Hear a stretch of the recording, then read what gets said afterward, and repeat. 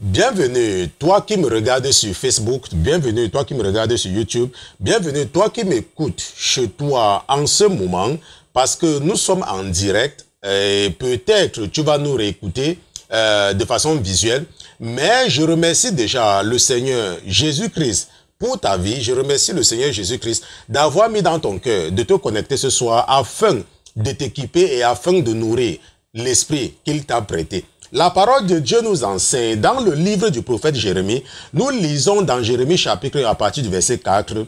La parole de l'Éternel me fut adressée en ce mot.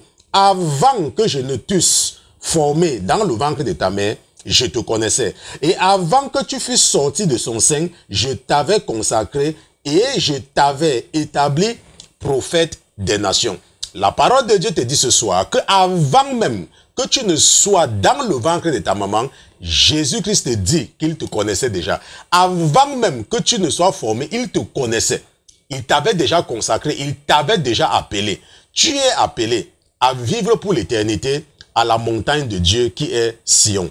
Tu es appelé à être un citoyen de Sion. Tu es appelé à visiter la Nouvelle Jérusalem un jour. Mais il te faut une seule chose pour pouvoir y aller. Parce que lorsque on t'a créé, avant même qu'on ne te dépose dans le ventre de ta mère, on savait déjà que tu devais t'intéresser à la parole de Dieu. Mais la question ce soir, la question que tu devrais te poser après l'étude biblique de ce soir, c'est que est-ce que je suis digne d'aller dans le monde où il n'y aura pas de péché, où le péché ne sera pas acceptable?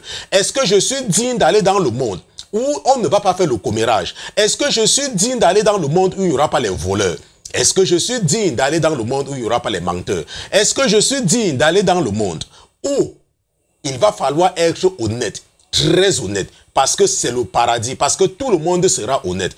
Et là-bas, il n'y aura pas le mensonge. Et là-bas, il n'y aura rien qui est là pour tromper son prochain. Là-bas, il n'y aura que l'amour. Ce soir, le Seigneur a mis dans ton cœur de te connecter parce qu'il voudrait t'enseigner. Il va t'enseigner tout sur la vie du premier martyr, Étienne. Et c'est sur cela que nous allons nous élaborer ce soir.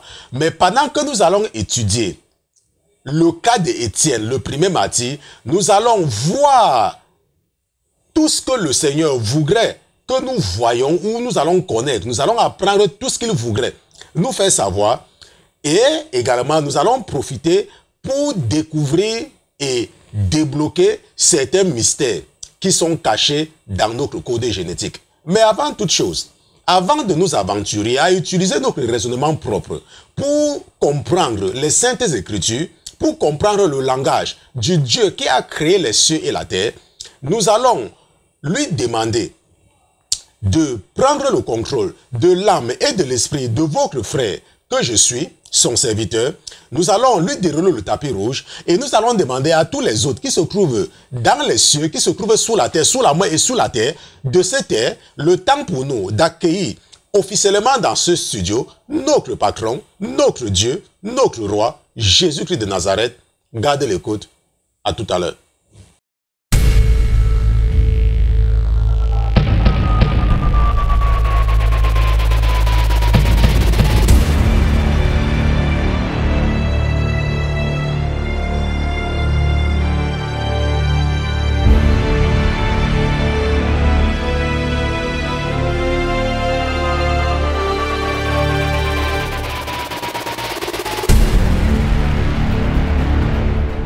Dieu éternel, aie pitié de nous. Dieu fidèle, aie pitié de tes enfants.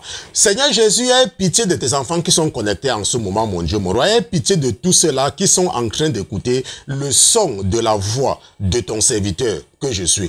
Je te remercie, mon Dieu, mon roi, pour notre vie ce soir. Je te remercie parce que tu es fidèle. Je te remercie pour ton amour. Et je te remercie, mon Dieu, mon roi, parce que tu nous as démontré ton amour par le fait que lorsque nous étions encore sous la condamnation de la malédiction, tu es devenu malédiction, afin que la malédiction qui pesait sur nous soit levée. Notre Père n'avait pas écouté la simple instruction que tu lui avais donnée. Tu lui avais dit, cet arbre ne touche pas. C'est ce que tu lui avais dit. Une simple instruction qu'il n'avait pas compris, mais l'ennemi avait réussi à le distraire. Comme l'ennemi arrive à distraire tes enfants encore de nos jours. Comme l'ennemi arrive à distraire tes fils et tes filles. Mais mon Dieu, mon roi, qui va les avertir? Qui va sonner la sentinelle pour eux? Tu as dit à ton serviteur Ézéchiel, Ézéchiel, je t'établis comme sentinelle de la maison d'Israël. Si tu entends le danger venir et tu ne sonnes pas pour avertir tes frères, alors ils vont être touchés, mais je vais te revendiquer leur sang. Voici ton serviteur ce soir, mon Dieu, mon roi, qui se met à ton service. Je me mets à ton service, mon Dieu, mon roi. Je suis disponible afin que tu puisses m'utiliser pour sonner l'alarme, afin d'avertir tes filles, afin d'avertir tes fils, parce que l'ennemi est malin, l'ennemi est rusé. L'ennemi ne fait toujours pas le bruit quand il vient. Mais si tu équipes leur frère que je suis, afin d'ouvrir ses yeux dans les mystères et les oracles qui sont cachés dans ta parole, peut-être, Seigneur, en leur révélant tous ces oracles et ces mystères, ils seront eux-mêmes capables de détecter tous les pièges de l'ennemi, ce perdant de Lucifer. Mon Dieu, mon roi, ce soir, utilise leur frère que je suis, utilise ton fils et serviteur que je suis, afin de nous révéler les oracles et les mystères qui sont cachés dans ta parole. Et que lorsque nous serons confrontés aux difficultés, tout ce que nous aurons à faire, ce sera de nous rappeler tous ces conseils que nous aurons reçus de toi. Je te dis merci d'avoir pris le contrôle de mon âme. Je te remercie au Seigneur Jésus pour ta présence dans ce studio. Je te dis merci d'avoir béni quelqu'un ce soir. Je te dis merci de donner un témoignage à quelqu'un ce soir, parce que ta parole dit que ce ne sont que pas les paroles de notre témoignage et par le sang que tu avais versé à Golgotha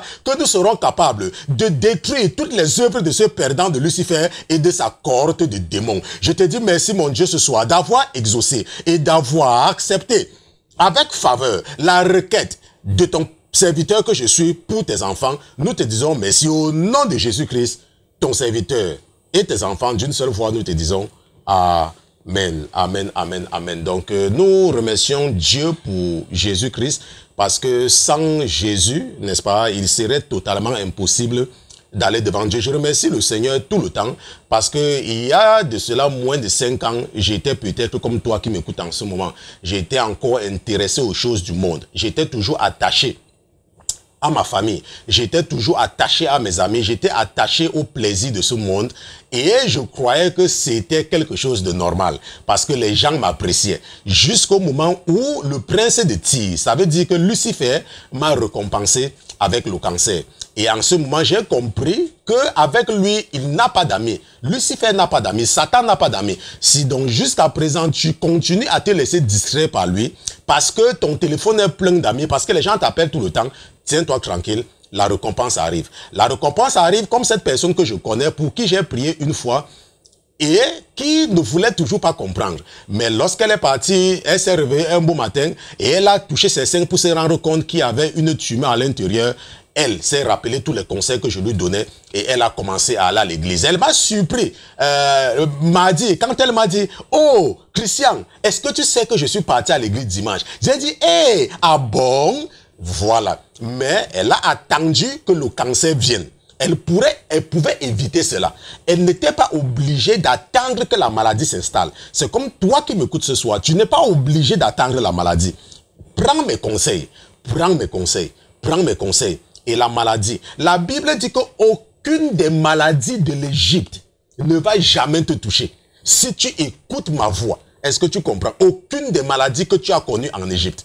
Donc n'attends pas comme cette femme-là. Si elle avait seulement écouté, parce que ça fait au moins 2 ans que je lui ai parlé, et à une occasion, j'ai même prié pendant qu'elle était malade. Et le lendemain, elle était surprise qu'elle ne ressentait plus les mêmes mots. Mais le monde et ses plaisirs l'intéressaient. Malheureusement, il a fallu que le cancer s'installe pour qu'elle parte à l'église. Je ne peux pas vous dire combien de fois je lui ai rappelé d'aller à l'église. Je ne peux pas vous dire combien de fois je lui ai rappelé de lire sa Bible. Je ne peux même pas vous dire. Mais tout ce que je lui ai dit l'autre jour, c'est que Jésus-Christ, ce n'est pas l'église. L'église, c'est comme l'école. L'église, c'est comme le collège. L'église, c'est comme l'université. Ce que tu dois faire, c'est que tu dois avoir la Bible dans ton téléphone et tu dois chercher le visage de ton Dieu. Et ton Dieu, c'est sa parole. Et je te dis la même chose ce soir, Jésus-Christ, c'est sa parole. Si tu ne connais pas la parole de Dieu, si tu ne connais pas la parole de Dieu, s'il te plaît, c'est juste une perte de temps. Je me rappelle, lorsque je vous ai enseigné cela ici, là, quelque temps après, j'ai été invité en Philadelphie pour aller prêcher lors d'un funérail. Et c'est exactement le même message que j'avais présenté à ceux qui ne m'avaient jamais vu. Que si tu ne connais pas la parole de Dieu, tu ne connais pas Dieu. Un point, c'est tout. Lorsque j'ai préparé l'étude de ce soir, j'ai posé la question à l'esprit que j'ai reçu dans la maladie. J'ai posé la question, j'ai demandé, mais pourquoi est-ce que tu mets dans mon esprit d'enseigner ces choses n'est-ce pas, à mes frères et à mes sœurs, l'Esprit m'a dit, parce qu'ils ne connaissent pas, ce sont des illettrés bibliques. La majorité des chrétiens africains, surtout, ne connaissent pas la Bible. Pourquoi? Parce qu'il y a certains pasteurs qui les distraient avec la chasse des démons. C'est ça que la Bible dit, que le moment viendra où on va seulement les enseigner le culte des démons, ce qu'on appelle la démonologie. Ils ne connaissent pas la Bible. Tout ce qui les intéresse, c'est de prier les démons pour éviter les sorciers de leur village. Est-ce que tu connais la Bible? Est-ce que tu es un intellectuel biblique? Est-ce que tu connais qui était Abraham? Est-ce que tu connais le fils d'Abraham? Est-ce que tu connais le fils d'Isaac? Est-ce que tu connais que Isaac avait des jumeaux? Est-ce que tu connais le frère jumeau de Jacob? Est-ce que tu connais l'autre nom de Jacob? Est-ce que tu sais ce que c'est que la Mésopotamie? Est-ce que tu connais les Chaldéens? Est-ce que tu connais les Babyloniens? Est-ce que tu connais les Assyriens? Est-ce que tu connais ça? Tu ne connais pas. Pourquoi? Parce que l'ennemi continue à te distraire. Ne pense pas que tu as évité le catholicisme pour venir entrer dans... L'ennemi est très malin. Si tu ne connais pas ces choses-là, tu ne peux pas aller au paradis. Ce n'est pas possible. Ce n'est pas possible. Ce n'est seulement pas possible. Même si tu as emprunté une dizaine, cela ne se peut toujours pas. Tu dois être un intellectuel de la Bible. Tu dois connaître la parole de Dieu. Et c'est ce que nous avons pratiquement fait toute cette semaine. Lorsque hier, je crois, ou avant-hier, je vous ai enseigné les langues sémitiques. Lorsque nous avons vu l'araméen et l'hébreu. Peut-être beaucoup parmi vous, avant hier, ne savaient même pas, ils ne faisaient même pas la différence entre l'hébreu, l'araméen. Ils ne faisaient même aucune différence. Ok? C'est la même chose. Il ne faut pas seulement croire que parce que tu n'adores pas la statue de Marie, parce que tu n'adores pas la statue de Jésus, ça veut dire que tu es sauvé. Il ne faut pas croire que parce que tu ne pries pas avec le chapelet que tu es sauvé. Non. Tu dois connaître la parole de Dieu. Est-ce que tu me comprends? Tu dois connaître la parole de Dieu. Tu dois connaître la parole de Dieu. Tu dois être un intellectuel biblique. Tu dois être un intellectuel de la Bible. Ce soir, nous allons entrer une fois de plus en profondeur dans ce que j'appelle l'ingénierie de la Bible. Ok? Parce qu'en tant qu'ingénieur, le rôle d'un ingénieur, c'est quoi? C'est de résoudre les problèmes. Ok? Nous résolvons des problèmes.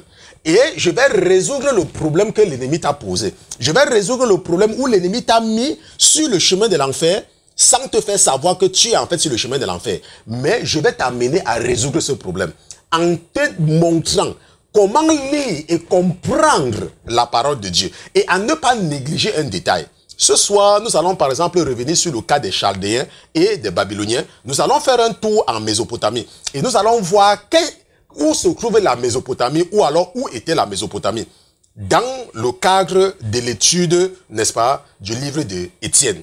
Peut-être dans ta famille, on néglige les morts, mais nous allons voir ce soir qu'il y a quelque chose dans le cadavre. Ok, il y a quelque chose dedans. Ok, ça nous allons voir ça, n'est-ce pas, avec la révélation de Paul, lorsqu'il avait écrit, n'est-ce pas, à nos frères de la Thessalonique, n'est-ce pas, chez les Thessaloniciens. Maintenant, allons donc dans Actes chapitre 6. Allons dans Actes chapitre 6 à partir du verset 7. La parole de Dieu dit, je t'attends. Actes chapitre 6 à partir du verset 7. Ok, je pense que tu y es, n'est-ce pas? La parole de Dieu dit que la parole de Dieu se répandait de plus en plus. Le nombre des disciples augmentait beaucoup à Jérusalem. Et une grande foule de sacrificateurs obéissait à la foi. Ça veut dire que les sacrificateurs, rappelle-toi, ce sont des lévites. Ok, qui avaient des lévites même qui se convertissaient au christianisme. Étienne, plein de grâce et de puissance, faisait des prodiges et des grands miracles parmi le peuple. Quelques membres de la synagogue dite des affranchis, de celle des Cyrénéens et de celle des Alexandrins, avec des Juifs de Cilicie et d'Asie, se mirent à discuter avec lui. La parole de Dieu dit que Étienne, plein de grâce et de puissance, faisait des prodiges et des miracles parmi le peuple. Et c'est le cas d'Étienne que nous allons étudier ce soir. Nous allons voir l'erreur que Étienne a commise. Parce que Paul était là lorsque Étienne avait été lynché. Et nous allons t'aider ce soir à éviter de tomber dans le cas, n'est-ce pas, dans l'erreur d'Étienne. Ok, le premier martyr. C'est vrai qu'il y a ce qu'on appelle une alliance de ceux qui ont le zèle pour Dieu. Mais Dieu s'arrange toujours dans sa parole à nous donner des conseils. Il peut créer une situation. Parce que c'est lui qui l'a fait, pour nous donner des conseils. Et c'est ce qu'il va faire avec le cas d'Étienne ce soir pour toi qui m'écoutes. Ok? C'est ce qu'il va faire avec le cas d'Étienne. Maintenant, il y a beaucoup de choses que nous allons apprendre dans le cas, avec le cas d'Étienne. Maintenant, la Bible dit que quelques membres de la synagogue dite des affranchis, de celle des Cyrénéens et de celle des Alexandriens, avec des Juifs de Cilicie et d'Asie, se mirent à discuter avec lui. Quand j'étais au collège, j'avais un enseignant qui parlait souvent de discutailler. Ça veut dire que les gens qui aiment trop discuter. Ok? Trop discuter. Maintenant, c'est quoi la synagogue des affranchis? Quand tu as lu cette partie-là, est-ce que tu t'es arrêté pour chercher à savoir ce que c'est que la synagogue des affranchis? Est-ce que tu l'as fait? Et c'est toujours ce qu'on vous dit ici tout le temps. Tu es en train de lire la Bible. On te dit quelque chose. Tu ne cherches même pas à comprendre ce que ça veut dire. Tu avances. Quand tu as vu quelques membres de la synagogue des affranchis, est-ce que tu as cherché à savoir qu'est-ce que la synagogue des affranchis? Tu n'as pas cherché à savoir. Et tu pars donc où? Tu veux comprendre la Bible comment? Si tu ne t'intéresses pas aux détails. Ok, il est très important. Je répète tout le temps ici là. Quand tu lis la parole de Dieu, n'avance pas sans être sûr d'avoir compris tous les mots qui précèdent.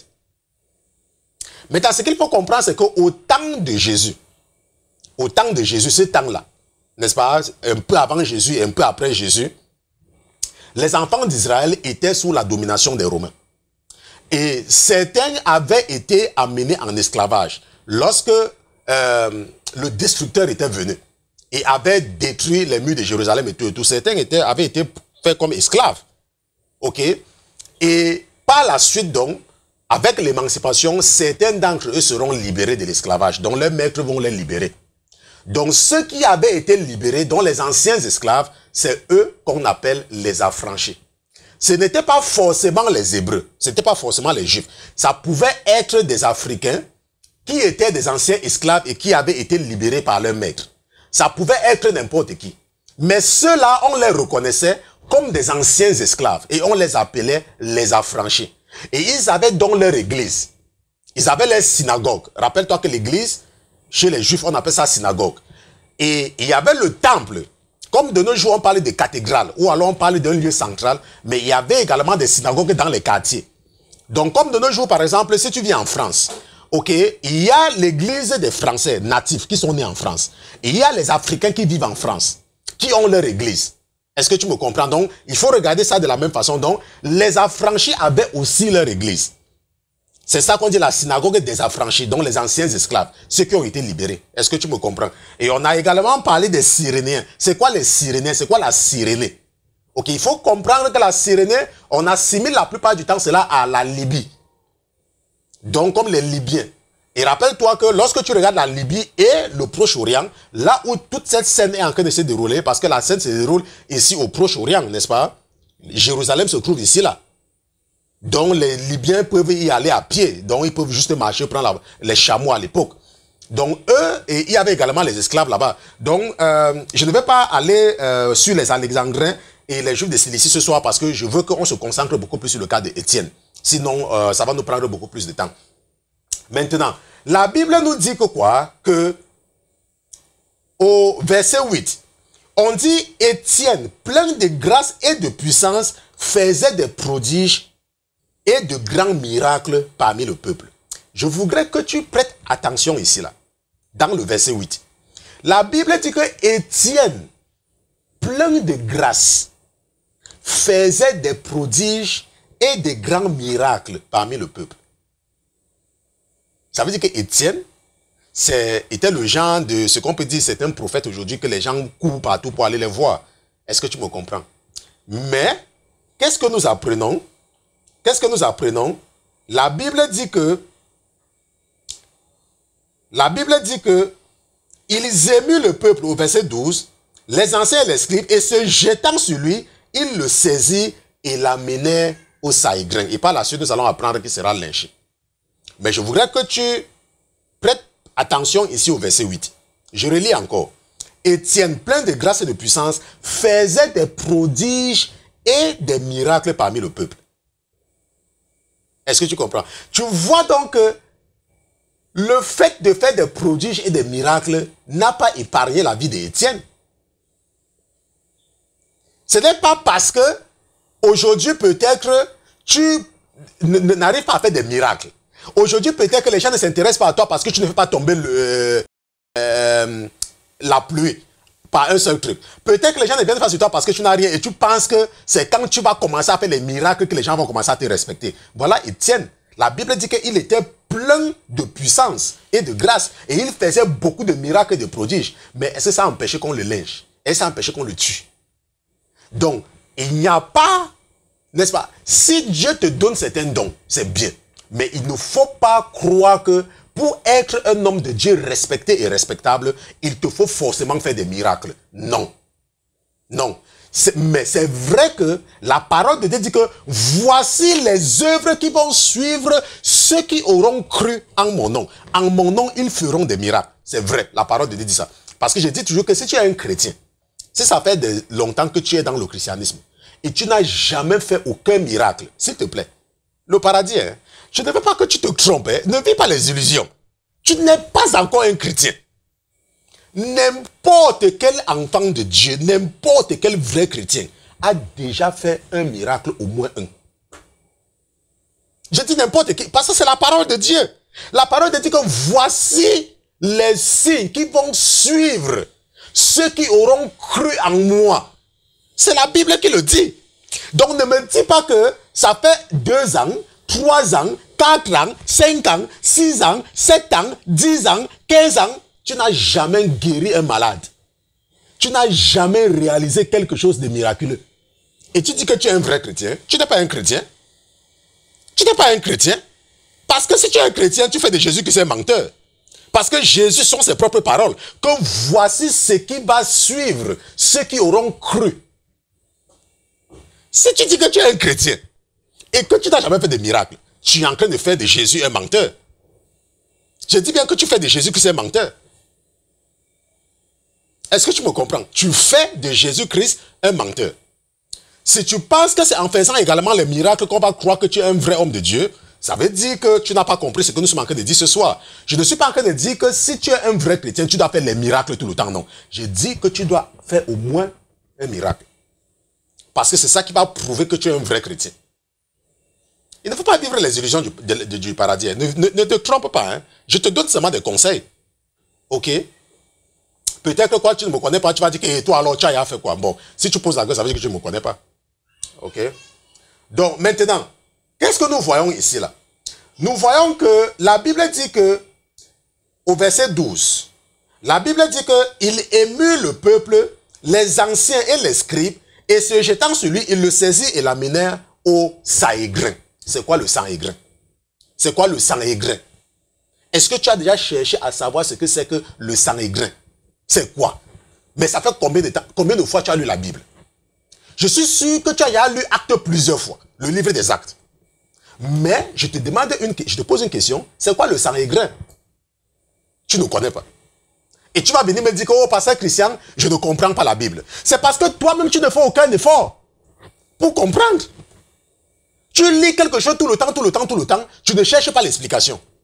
Et tu vas venir voir pasteur Christian. Oh, pasteur Christian, je ne comprends pas cette partie. Toi, tu as fait quel effort pour chercher à comprendre?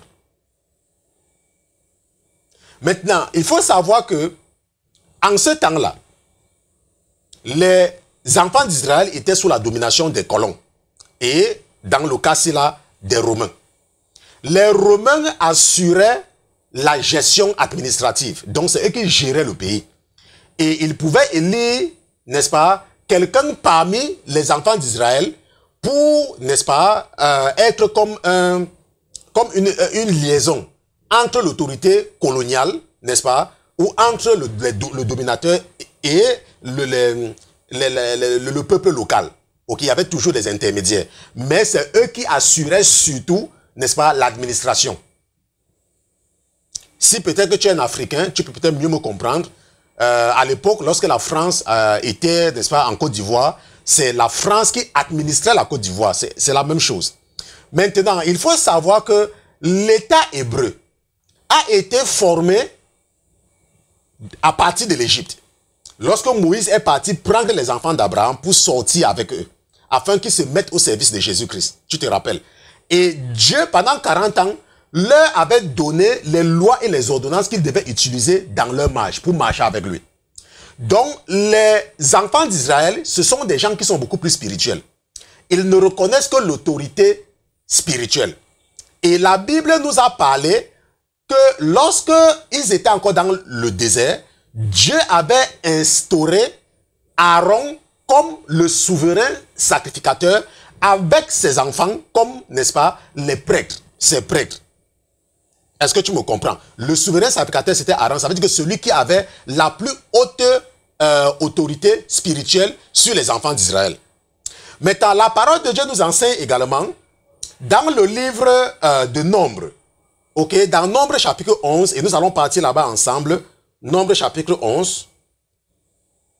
Dans Nombre chapitre 11, à partir du verset 16, la parole dit que l'Éternel dit à Moïse, assemble auprès de moi 70 hommes des anciens d'Israël, de ceux que tu connais comme anciens du peuple et ayant autorité sur lui. Amène-les à la tente d'assignation et qu'ils s'y présentent avec toi. Je descendrai et là, je te parlerai. Je prendrai de l'esprit qui est sur toi et je le mettrai sur eux afin qu'ils portent avec toi la charge du peuple et que tu ne la portes pas à toi seul. Est-ce que tu comprends? Donc ici, là, Dieu instituait quelque chose comme un conseil de sages. Comme un conseil de sages, 70 personnes. Et les 70 personnes devaient se réunir autour de qui? Autour de qui? Autour de Moïse. Mais rappelle-toi que Moïse, par la suite, Dieu va mettre Moïse un peu à côté. Comme quelqu'un à qui il parle. Et il va demander à Moïse de oindre son grand frère, Aaron. Pour pouvoir assurer, n'est-ce pas, la communication directe avec les 70 là. Pour que lui, il reste un peu plus à côté pour s'occuper des problèmes plus sérieux. Donc, c'est à partir de là donc, que les enfants d'Israël, les Hébreux, ont constitué, n'est-ce pas, un corps. N'est-ce pas, un corps pour décider ou alors pour se prononcer sur des questions, n'est-ce pas, d'ordre spirituel, sur des questions relatives à la loi mosaïque. C'est-à-dire que la loi de Dieu. Et c'est donc ça qu'ils ont instauré quelque chose qu'on appelle le Sanhédrin. C'est pour cela qu'en ce temps-là, lorsque tu posais un acte, peut-être si tu avais peut-être blasphémé, si tu avais dit quelque chose qui est contre la loi, on t'amenait devant le Sanhédrin. Parce que c'était les experts de la parole de Dieu. Ils connaissaient la loi, ils connaissaient les lois de Moïse, ils connaissaient les lois deutérono-canoniques, ils connaissaient les lois lévitiques, ils connaissaient toutes ces lois-là. Et c'est donc eux qui décidaient. Et c'était des gens justes sur la base. C'est pour ça que la Bible nous dit que les membres de la synagogue des affranchis avaient corrompu certaines personnes pour mentir. Parce qu'ils savaient que pour qu'on puisse amener Étienne devant le Sanhédrin, il fallait quelque chose contre lui. Donc il fallait qu'il ait dit quelque chose qui est contre la loi de Moïse. Est-ce que tu comprends maintenant ce que c'est que le Sanhédrin? Peut-être tu n'as jamais lu le Sanhédrin. Peut-être tu n'as jamais vu ça dans la Bible. C'est comme certains pasteurs qui ne voient pas la partie qui dit que les femmes ne doivent pas mettre les boucles d'oreilles et les choses sur eux. Peut-être toi aussi tu as la qualité de chrétien là. Quand tu lis toi la Bible, il y a une certaine qualité que tu vois. Et il y a une autre qualité que tu ne vois pas. Ça veut dire que quand tu arrives à certains endroits dans la Bible, tes yeux subitement deviennent aveugles sur certaines parties. Après, quand la partie là passe, tes yeux s'ouvrent subitement. Donc toi, tu es aveugle de façon intempestive. Ok? Voilà, il ne faut pas te comporter comme ça. Ne te comporte pas comme ça. Il ne faut pas être un chrétien, n'est-ce pas, qui considère la Bible comme un livre de morceaux choisis. Maintenant, j'espère que tu as compris ce que c'est le Sanhédrin. Et le Sanhédrin, n'est-ce pas, à la tête du Sanhédrin, on avait ce qu'on appelle le souverain sacrificateur. Ok, le souverain sacrificateur, c'est à la tête du Sanhédrin. Si tu veux avoir plus d'informations sur le Sanhédrin, tu peux partir dans Deutéronome chapitre 19, n'est-ce pas, tu peux regarder les versets 15 à 19, tu peux lire. Ok, je ne vais pas y aller parce que ça va nous perdre le temps. Maintenant, nous allons continuer avec le cas d'Étienne. Ok, nous continuons avec le cas d'Étienne. Nous continuons avec le cas d'Étienne. Maintenant, la Bible nous dit que, au verset 15, avant d'aller là où je voudrais partir, mais je vais d'abord essayer d'expliquer le verset 15. La Bible dit que, Actes chapitre 6, ok, parce que j'étais parti dans Nombre, il me faut que je revienne dans Actes. Actes chapitre 6, je lis le verset 15, pas le verset 15, bon oui, le verset 15. La Bible dit que tous ceux qui siégeaient au Sanhédrin, ayant fixé les regards sur Étienne, son visage leur parut comme celui d'un ange. Rappelle-toi qu'on a traîné Étienne devant le Sanhédrin, sur la base des faux accusateurs, des faux témoins. Et la Bible dit que pendant qu'il était devant le Sanhédrin, son visage Ils l'avaient regardé comme ça et ils avaient l'impression que c'était un ange. Donc son visage était transformé. C'est ce que j'appelle la transfiguration d'Étienne. Donc Étienne avait été transfiguré devant le Sanhédrin. Est-ce que tu comprends? C'est très important pour toi de comprendre ceci parce que lorsque tu es un enfant de Dieu, tu dois toujours comprendre que ce que tu fais n'a rien à voir avec toi. La Bible dit que tu es maintenant une nouvelle créature. Et ce n'est plus toi qui vis, mais c'est Christ qui vit en toi. Je parle bien sûr des vrais chrétiens. Ok, je ne parle pas des chrétiens hypocrites, les chrétiens qui mentent. Jésus n'est pas dans toi. Ok, tu n'es pas une nouvelle créature parce que tu mens toujours. Je parle des vrais chrétiens. Ok, je ne parle pas des faux chrétiens. Ça ne s'agresse pas à toi. Ok, si tu es un vrai chrétien, la Bible dit que Étienne était plein de puissance, de grâce. Et il faisait des prodiges et des miracles. Donc c'était un vrai chrétien. Donc toi, tu es là depuis 10 ans, 15 ans que tu as donné ta vie à Jésus. Tu n'as même jamais enlevé le palu sur quelqu'un. Hein, et tu dis que tu es un chrétien. Ok? Donc tu n'es pas un chrétien. Ok? Tu n'es pas un chrétien. Ne pense pas que parce que tu ne pries plus avec le chapelet, ça veut dire que tu es un chrétien. Tu n'es pas un chrétien. Si tu veux être un chrétien ou considéré comme un chrétien, tu dois vivre une vie de sanctification. Donc une vie de séparation. Voilà. Donc, Étienne ici avait été transfiguré. Donc les gens, quand les gens le regardaient, c'était plus lui qu'on voyait. Ok? On voyait, c'était le visage d'un ange. Il avait été transfiguré. Et nous allons, si nous avons le temps, nous allons revenir sur ça tout à l'heure. Ok? Ça veut dire que Dieu nous enseigne quelque chose. Maintenant, par la suite, nous apprenons qu'on va traîner Étienne dehors et on va le lyncher parce qu'il va, à cause de cela, à cause de cet incident, on va le lyncher. Maintenant, je voudrais attirer ton attention sur quelque chose et pour cela, je vais te demander d'aller dans 2 Timothée chapitre 2, verset 14. Ok, allons dans 2 Timothée chapitre 2, verset 14. Ok, allons-y. Maintenant, peut-être, je vais lire 2 Timothée chapitre 2, verset 14 et nous allons rentrer dans Actes chapitre 8, verset 1 pour pouvoir t'expliquer quelque chose ici un peu plus en profondeur. Ok. Bon, si c'est la première fois pour toi de te connecter, nous nous retrouvons 3 fois par semaine, mardi, mercredi et jeudi à partir de 21h de New York pour nos séances d'études bibliques. C'est pour ça que tu peux constater que j'envoie les gens dans des versets différents parce qu'ils sont supposés déjà avoir lu ces chapitres du livre des Actes. Donc, eux, ils comprennent. Donc, si toi, peut-être, tu viens de donner ta vie à Jésus et quelqu'un t'a conseillé de venir nous écouter parce que je sais que vous êtes de plus en plus nombreux, voilà comment nous fonctionnons. Nous sommes en train d'étudier Actes pour le moment et nous allons nous arrêter à Actes chapitre 15. Et je l'ai dit hier. Et après Actes, nous allons retourner dans le livre de Samuel. Nous allons retourner dans l'Ancien Testament. Ok, donc si tu ne connais pas nos habitudes, mardi, mercredi et jeudi à partir de 21h heure de New York. Mais le lendemain, sur le site, nous rediffusons parce que c'est en train d'être enregistré. Ok, nous rediffusons cela. Donc tu peux toujours écouter et au même moment, nous sommes en train d'enregistrer ça de façon visuelle. Et d'ici demain, n'est-ce pas, cet enregistrement sera disponible sur YouTube. Ok, donc c'est un peu comme ça que nous fonctionnons. Je veux seulement t'aider à comprendre comment nous fonctionnons. Nous sommes juste un jeune ministère. Nous avons pour mission d'aider les enfants de Dieu à aller au paradis. Nous ne sommes pas ici pour les nouveaux convertis. Si tu es un nouveau converti, tu viens de donner ta vie à Jésus, ça sera trop difficile pour toi de nous suivre parce que nos enseignements ne sont pas faciles. Ok, nous amenons ceux-là qui ont leur cœur sur le paradis.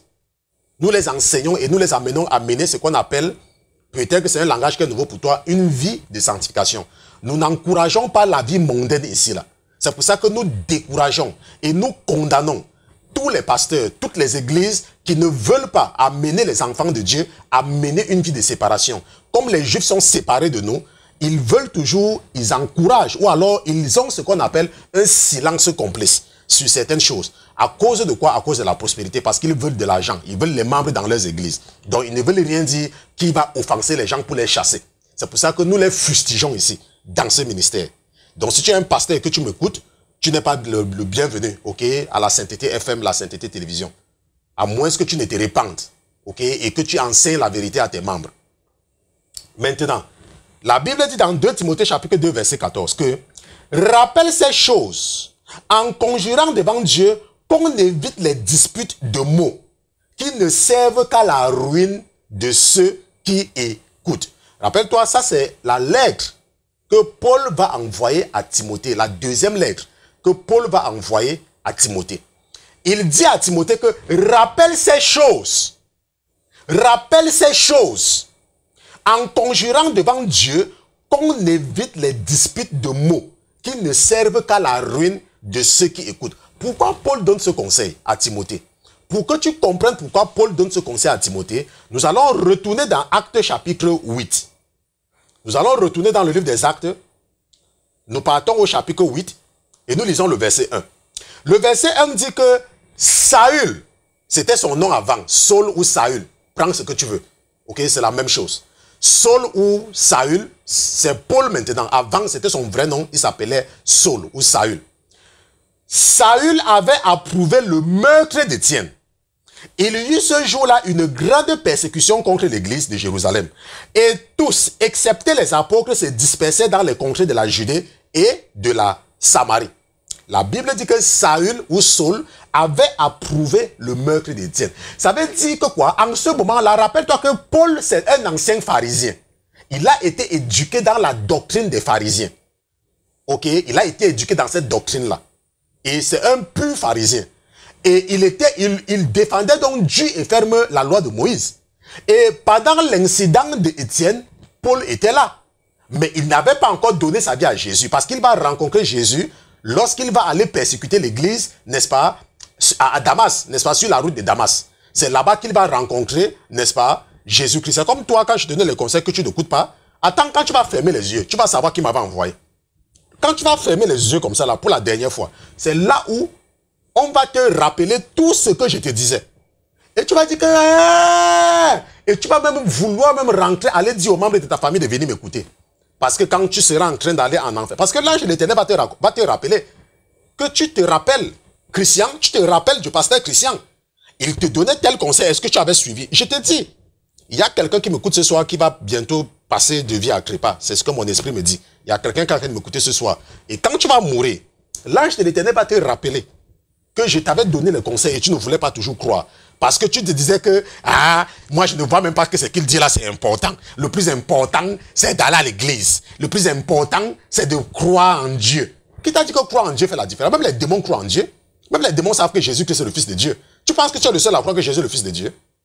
La Bible dit que même les démons, va lire Jacques chapitre 2, même les démons croient. Et ils ont même peur de Jésus. C'est pour ça que quand tu dis Jésus-Christ, les démons fuient. Parce qu'ils ont peur de Jésus. Donc ne crois pas que le fait croire que Jésus est le Fils de Dieu et peut-être avoir peur de Dieu, c'est ça qui va te... Si tu ne te débarrasses pas du mensonge, si tu ne te débarrasses pas de la fornication, de l'adultère, tu ne te débarrasses pas du coméra et tu arrêtes d'aller faire les sacrifices sur les crânes de tes ancêtres au village, si tu meurs, c'est l'enfer. Est-ce que tu me comprends? Oui, oui. Si tu ne comprends pas. La Bible dit que Saul était là. Maintenant, Saül avait assisté à tout ce qui s'était passé. C'est pour cela que par la suite, le Saint-Esprit va l'inspirer à donner ce conseil. Et le conseil que nous avons lu dans 2 Timothée chapitre 2, n'est-ce pas? C'est le conseil là, et je vais relire le conseil avant de vous expliquer ce que c'est. 2 Timothée chapitre 2. Ok? La Bible dit que rappelle ces choses en conjurant devant Dieu qu'on évite les disputes des mots qui ne servent qu'à la ruine de ceux qui écoutent. Donc, lorsque tu es un enfant de Dieu, il ne faut pas discuter sur la parole de Dieu avec les gens. Si tu dis quelque chose à quelqu'un, la personne va comprendre, il faut laisser la personne. Je me rappelle lorsque le frère qui nous a aidé à transformer totalement ce studio, n'est-ce pas, je remercie toujours le Seigneur pour sa vie, ok, parce qu'il nous a vraiment aidé à tout transformer ici, et c'est lui qui a été très instrumental au niveau de la production de toutes les vidéos, ok, même si pour le moment il est très occupé, mais il a été instrumental, c'est même lui qui a transformé complètement ce studio, et c'est lui-même qui a investi tellement pour que nous puissions passer dans cette nouvelle phase, ok, donc je remercie le Seigneur pour sa vie, c'est pour ça que le diable s'est acharné vraiment sur lui, ok, à cause de tout ce qu'il a fait, mais le Seigneur est avec lui. Si tu m'écoutes ce soir, il faut que tu saches que Jésus-Christ est avec toi. Tout ce que tu as fait, c'est comme je te rappelle tout le temps, tu dois être courageux. Tout ce que tu as besoin, c'est le courage. Est-ce que tu me comprends? Oui. Maintenant, il y a quelque chose donc, que nous voyons ici, là, c'est que il m'avait dit que pourquoi est-ce que je ne veux pas recevoir les coups de fil? Je lui ai dit que je ne veux pas, ça ne m'intéresse pas. Ça ne m'intéresse pas. Je vous présente la parole de Dieu comme je l'ai reçue. Ok, et Dieu a eu pitié de moi, Jésus-Christ a eu pitié de moi lorsque j'étais en train de mourir, de me sauver afin de vouloir vous enseigner. Si vous voulez, vous croyez. Si vous voulez, vous ne croyez pas. Ézéchiel, fils de l'homme, si je dis aux méchants, de se détourner de sa méchanceté. Si tu ne préviens pas le méchant, alors le méchant va mourir, mais toi, je vais te revendiquer son sang. Mais si tu préviens le méchant ne t'écoute pas toujours. Je vais toujours tuer le méchant, mais toi, tu auras sauvé ta tête. Si tu veux, tu m'écoutes. Si tu veux, tu ne m'écoutes pas. Tu vas venir me demander, je vais mettre une ligne là. Oh, pasteur, vous avez dit ceci, vous avez dit ceci. La Bible dit, je m'en fous. Si tu veux, tu crois. Si tu veux, tu ne crois pas. Mon problème sur ça, c'est quoi? Moi, je fais ce que j'ai à faire. Est-ce que tu me comprends? Je fais ce que tu as fait. Donc, lorsque tu étudies la parole de Dieu, et que, par exemple, tu rencontres un musulman, que tu veux convertir, ne discute pas avec lui. Dis-lui seulement, amène-lui à trouver seulement une occasion pour lui présenter le message de l'évangile. Ne lui dis pas que, oh, Allah dit que, oh, le Coran, laisse ça. La Bible dit que ça va seulement conduire à ta ruine. Le même cas, le cas d'Étienne, ok, ça va seulement conduire à ta ruine. Tu connais un ancien catholique, tu connais un catholique qui est toujours en train de prier avec le chapelet de Marie, en train de faire ça. Ne pas lui dire que la Bible dit qu'il ne faut pas prier avec le chapelet. Il ne peut pas... Non. Toi, trouve un verset biblique pour l'amener à comprendre que ce qu'il fait là n'est pas bien. Et ne discute pas. Ne discute pas avec lui. Ne discute pas que, oh, tu sais, oh, la Bible dit que les femmes doivent porter les pantalons. Les femmes doivent porter les pantalons. Comme tu as mis les rouges à lèvres là, tu vas mourir. Tu vas mourir. Non. Cherche le verset biblique. Trouve un moyen sage pour lui présenter la parole de Dieu. Peut-être que tu peux être en train de dire certaines choses et tu trouves un moyen sage. Il y a ce qu'on appelle, et ça je vous ai dit ça, moi il y a une grâce sur ma vie. Ok, il y a une grâce sur ma vie. C'est pour ça que je vous dis des choses et vous ne pouvez rien me faire. C'est parce qu'il y a une grâce. C'est là, c'est déposé sur moi. C'est le ministère que Dieu m'a appelé. Je vous parle plein. Je ne tourne pas à gauche, je ne tourne pas à droite et vous m'aimez toujours. Il y a des gens qui ne sont pas d'accord avec ce que je dis. Mais quand ils me voient, hey, pasteur, ils me respectent. Même comme je dis les choses qui ne les arrangent pas. Il y a des gens qui sont catholiques, qui me suivent. Je passe tout le temps ici à fustiger le catholicisme. Mais quand ils me voient, ils me disent, oh mon père, oh c'est bien, machin. C'est parce que c'est une grâce. Peut-être toi tu n'as pas la même grâce. Tu vas aller t'engager dans les discussions avec quelqu'un, au lieu de sauver la personne, tu durcis plutôt le cœur de la personne. Donc il faut éviter cela. Et peut-être tu peux également aller discuter avec quelqu'un sur un truc et ça finit que vous commencez la bagarre et c'est comme ça que quelqu'un meurt. Ok, il faut éviter cela. C'est ça que la Bible donne comme conseil. Et c'est ça que je voulais également te donner comme conseil. Ok. Maintenant, Étienne va raconter beaucoup de choses, n'est-ce pas, lors de son intervention devant le Sanhédrin. Étienne va raconter beaucoup de choses. Mais ce que nous allons voir, c'est que nous allons partir dans Actes chapitre 7 au verset 4. Nous partons dans Actes chapitre 7 et verset 4 parce que je ne suis pas sûr que je vais vous dire tout ce que j'avais préparé pour vous ce soir. Mais nous allons voir quelque chose de très important, ok, dans Actes chapitre 4, dans Actes chapitre 7. Mais mon esprit est en train de me dire que pour pouvoir marquer la transition et vous amener à comprendre tout ce que je vais vous dire, il faut que je marque une pause. Et nous allons marquer une pause. Nous allons demander, n'est-ce pas, à ma fille qui est à la régie, de nous mettre quelque chose pendant 1 minute. Le temps pour nous de marquer cette transition et revenir maintenant sur des choses très importantes que Étienne a révélées lorsqu'il était devant le Sanhédrin. Gardez l'écoute.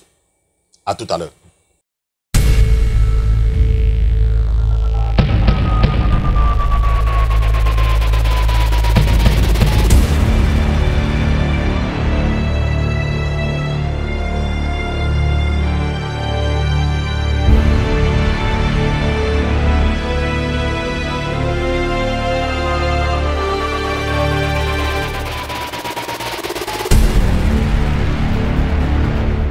Seigneur Jésus, tu es Alléluia, tu es Amen. Amen, c'est ton nom, Seigneur Jésus. Nous te remercions d'être présent dans ce studio. Nous te disons merci pour les enseignements au nom de Jésus-Christ. Amen, amen, amen, amen. Donc, nous sommes maintenant dans Actes chapitre 7. Nous lisons à partir du verset 4. Tu as déjà lu les versets 1 jusqu'à 3. Il y a quelque chose que Étienne est en train, n'est-ce pas, de nous rappeler ici. Il nous rappelle seulement ça parce que nous avons vu déjà ça dans l'Ancien Testament. Et si tu as fait l'étude biblique avec nous, tu as déjà rencontré, on a déjà vu ça. Maintenant, la Bible nous dit que, je pense que je vais lire, ça c'était, ce n'est même pas le verset 4, hein. Je pense que je dois aller un peu plus en arrière à partir du verset 2. Ok? La Bible dit que Étienne répondit.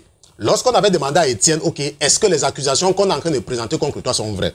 La Bible dit que Étienne répondit, homme, frère et père, écoutez. Le Dieu de gloire apparut à notre père Abraham lorsqu'il était en Mésopotamie, avant qu'il s'établisse à Charan. Et il lui dit, quitte ton pays et ta famille et va dans le pays que je te montrerai.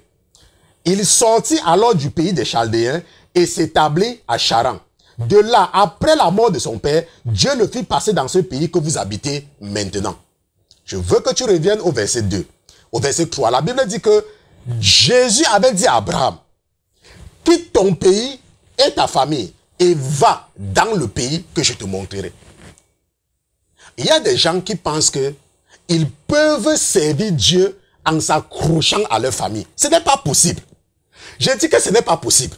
Ce n'est seulement pas possible. Si c'était possible, ça veut dire que tu fais de Dieu un menteur. Est-ce que tu comprends? C'est comme l'homme riche avait cru qu'il était plus sage que Dieu, en disant à Dieu que s'il faisait revenir quelqu'un des morts, alors les gens devaient écouter celui qui vient des morts. Il y a combien de personnes qui partent voir les morts et reviennent et on n'écoute toujours pas? Il y a combien de personnes?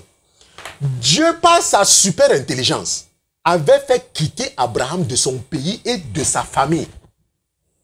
Parce qu'il savait, et Jésus sait, toi qui m'écoutes, tu ne peux pas, ce n'est pas possible, tu ne peux pas t'accrocher à ta famille et servir Dieu. Ce n'est pas possible.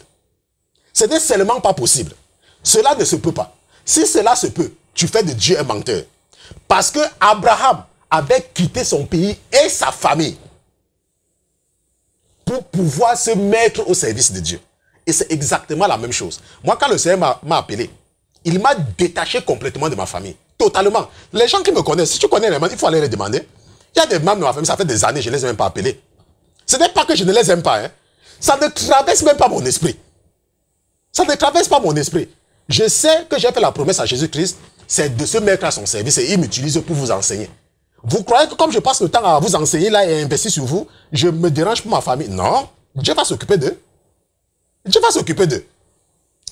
Tu vois, lorsque tu veux te mettre au service, et ce n'est pas seulement mon cas, tu peux voir que c'est la signature de pratiquement tous les hommes de Dieu. Pratiquement la signature de tous les hommes de Dieu. Pratiquement. Ok? Tu ne peux pas, toi qui m'écoutes ce soir, tu ne peux pas suivre Jésus-Christ en t'accrochant à ta famille. Ce n'est pas possible. Si c'était possible, ça veut dire que tu fais de Dieu un menteur. La Bible dit que Jésus avait dit à Abraham, quitte ton pays et ta famille et va dans le pays que je te montrerai. Et la Bible dit que Abraham sortit alors du pays des Chaldéens. La Bible nous dit qu'Abraham était un Chaldéen. C'est quoi les Chaldéens? Est-ce que tu as cherché à savoir ce que sont que les Chaldéens? Tu n'as pas cherché à savoir. La Bible dit qu'il sortit du pays des Chaldéens et que les Chaldéens, leur pays, c'était la Mésopotamie. Est-ce que tu as cherché à savoir ce que c'est que la Mésopotamie? Maintenant, ce que tu dois savoir, c'est que la Chaldée, ok, et la Babylone se trouvaient en Mésopotamie. Et j'ai un schéma, vous ne pouvez malheureusement pas voir ça, n'est-ce pas? Il faut savoir que les Chaldéens habitaient, n'est-ce pas, en Mésopotamie. Et la Mésopotamie, c'était quoi? C'est le territoire qui est constitué de l'Irak, l'Iran, l'Arabie Saoudite, la Syrie, de nos jours. Ok, c'est ça la Mésopotamie. Donc là où tu vois l'Iran, l'Irak, l'Arabie Saoudite, la Syrie, c'est ça la Mésopotamie, en fait, en quelque sorte. Ok, c'est là-bas. Mais de nos jours, ça a changé de nom. Ok, et en Mésopotamie, donc, on avait la Syrie et la Babylone. Il y avait la Syrie et la Babylone que tu rencontres tout le temps dans la Bible. Et les Chaldéens habitaient, n'est-ce pas, en Assyrie et en Babylone. Ils étaient en Mésopotamie. C'était en fait une tribu d'intellectuels, des gens très intelligents, n'est-ce pas, très puissants, mais qui aimaient beaucoup la guerre. C'est ça les Chaldéens. Ils étaient très intelligents, n'est-ce pas, très influents et très agressifs. Et ils aimaient beaucoup la guerre. C'est pour ça que Dieu va toujours les utiliser pour venir corriger ses enfants. Et Abraham était un Chaldéen. Abraham était là-bas. Est-ce que tu comprends? Abraham était un Chaldéen, mais Dieu va le retirer de là pour faire de lui quelque chose de nouveau. Et nous héritons, nous sommes aujourd'hui les enfants d'Abraham. Donc il faut comprendre qu'Abraham venait de cette partie-là maintenant. Tu comprends maintenant que les Chaldéens ne sont pas finis. C'est pour ça que tu vois comment l'Iran, l'Irak, la Syrie, les pays là, n'est-ce pas, du Proche-Orient sont toujours en guerre contre les enfants d'Israël. C'est pour ça que tu ne comprends pas. quand toi, tu les soutiens, quand tu entends que Israël a fait quelque chose, Israël a bombardé, tu les soutiens, ça veut dire que tu ne comprends pas. Tu ne comprends pas. Les Chaldéens, c'était ça. Abraham était un Chaldéen. Il est sorti de la Chaldée, n'est-ce pas? J'ai expliqué que la Chaldée, ok, c'était les gens qui habitaient en Mésopotamie. La Mésopotamie était constituée de la Syrie et de la Babylone. Ok, et c'est ce que nous voyons aujourd'hui. Si tu regardes la Babylone, maintenant, c'est le pays, l'Irak. L'Irak que tu vois là. Ok, l'Irak, l'Iran, la Syrie, ok, l'Arabie Saoudite. Ça, ce sont les pays qui occupent, n'est-ce pas, la Jordanie. Ce sont les pays qui occupent, n'est-ce pas, cet endroit-là, la Mésopotamie ancienne. C'est que le nom a seulement changé. Est-ce que tu me comprends? Donc ça, c'est très important pour toi, ok, de comprendre. Et tu as donc vu que Dieu avait demandé à Abraham de sortir de son pays. De sortir de son pays. Abraham, sors de ton pays et de ta famille. Est-ce que tu me comprends? Donc ça, c'est très important. Maintenant, le verset 7 nous dit que mais la nation à laquelle ils auront été asservis, c'est moi qui la jugerai, dit Dieu. Après cela, ils sortiront et ils me serviront dans ce lieu-ci. Je suis seulement en train de prendre un verset pour expliquer. La Bible nous dit que les enfants d'Israël étaient partis en Égypte. Et à partir de là, Pharaon les avait maltraités et Jésus-Christ avait envoyé Moïse pour venir les libérer de l'esclavage. Et la Bible dit que la maison à laquelle ils auront été asservis, c'est moi qui la jugerai, dit Dieu. Après cela, ils sortiront et ils me serviront dans ce lieu-ci. Donc peut-être ce soir, tu m'écoutes et que tu es malade. Tu es malade parce que tu ne marchais pas avec Jésus-Christ. Tu es malade parce que le diable t'a trompé comme il m'avait fait. Ce n'est pas un problème. Tu as accepté Jésus-Christ. Mais il faut que tu comprennes une chose. Pour que tu sois restauré et pour que tu recouvres tout ce qui te manque, peut-être que tu n'arrives pas à accoucher parce que tu faisais les avortements. Et tu ne savais pas qu'un jour, ces avortements-là devaient détruire tes trompes. Rappelle-toi, nous avons commencé l'étude biblique ce soir avec Jérémie. Avant que tu ne sois dans le ventre de ta mère, je te connaissais. C'est Dieu qui donne les enfants. Mais pour que ces miracles arrivent dans ta vie, je vais te relire encore le verset 7 pour que le Saint-Esprit t'aide. La Bible dit qu'après cela, ils sortiront et ils me serviront dans ce lieu-ci. Ça veut dire quoi? Ça veut dire que si tu te mets au service de Jésus-Christ, si tu te mets au service de Jésus-Christ, alors ta vie sera transformée. Alors cet enfant que tu cherches sera ton enfant. Alors ce travail que tu cherches sera ton travail. Cette maladie qui fait que tu n'arrives pas à manger, chaque fois que tu manges, tu vomis. Ou alors tu n'as même pas l'appétit pour manger. Cette maladie, Jésus va l'enlever, mais à une condition. La Bible dit, après cela, ils sortiront et ils me serviront dans ce lieu-ci. La parole de Dieu dit que lorsque Jésus-Christ avait envoyé Moïse devant Pharaon, il avait dit à Moïse, va vers Pharaon et dis-lui, laisse aller mon peuple afin qu'il me serve. Afin qu'il me serve. Laisse aller mon peuple afin qu'il me serve. Aujourd'hui, je suis au service de l'Éternel pour t'enseigner. Je ne dors pas. Je fais des sacrifices financiers, le temps, ma famille, tout cela parce que Jésus m'avait dit, je vais te restaurer à une condition, si tu me sers.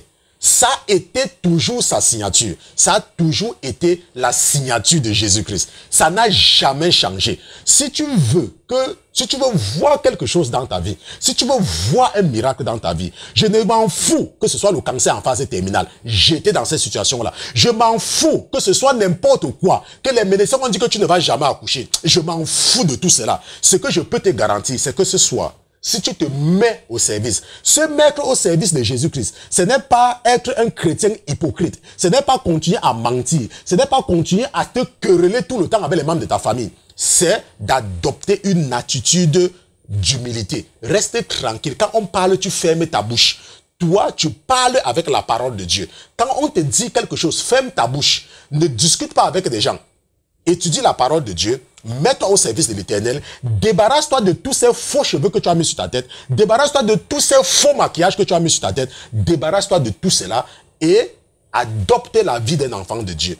Une vie de séparation, et c'est comme ça que tu verras le miracle dans ta vie. La parole de Dieu dit que voici ce qui va suivre. Ceux qui auront cru en moi, en mon nom, ils feront des miracles, ils guériront les malades et ils chasseront des démons. Et c'est le même message que j'étais apporté ce soir. Nous sommes arrivés au terme de l'émission de ce soir. Nous sommes arrivés également à la fin de notre semaine d'études bibliques. Nous allons seulement nous retrouver la semaine prochaine, ok, avec le chapitre 8 du livre de Actes. Nous allons étudier Actes 8, 9, 10, 11, 12, 13, 14, 15, si nous avons cette opportunité.